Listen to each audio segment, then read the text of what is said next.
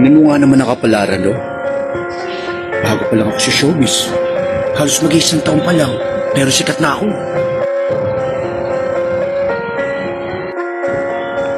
Ikaw, halos dekada ka na sa showbiz, ha?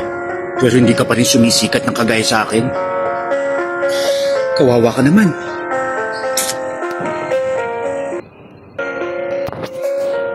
Alam mo, tagapin mo na lang yung role.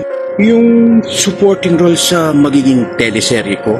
Yung magiging muchacho ko. Bagay sa'yo. Sisikat ka nun.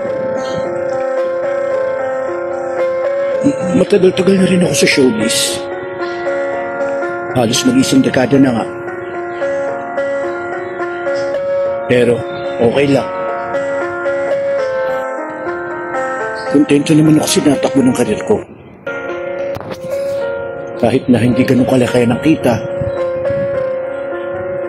makakasurvive pa rin sa awa ng Diyos. Sikat na sikat ka nga ngayon. Siyempre, may social media. Madali talagang sumikat ngayon. Hindi gaya ng panahon namin noon. Talent talagang pinag-uusapan. Mapapansin ka sa talent mo, hindi sa social media. At ano mga ibig mong sabihin?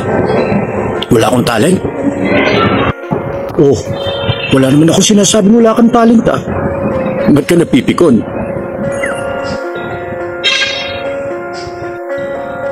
Alam mo, kung gusto mo talagang sumikat, magtagal sa showbiz.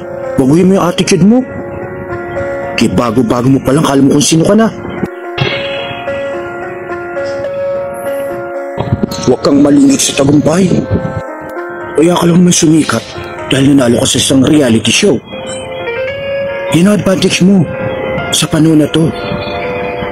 Pero hindi nangangahulugan na magtatagal ka sa industriyang ito. Pakikisama pa rin, attitude pa rin ang tinitingnan dito. Kung mananatili kang ganyan, wala kang pagkakaiba sa isang bulalakaw. Maningas sa umpisa, pero bigla-biglang maglalaho